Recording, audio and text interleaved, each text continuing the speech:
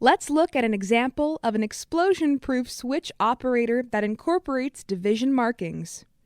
As always, we always check first for a Canadian certification mark indicating that the product is approved.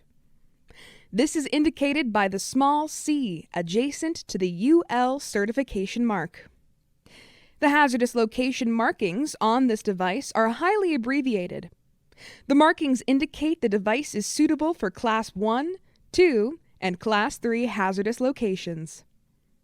The lack of a division marking indicates that the product is suitable for both Division 1 and Division 2. The lack of a temperature code indicates the maximum surface operating temperature of the product is less than 100 degrees Celsius.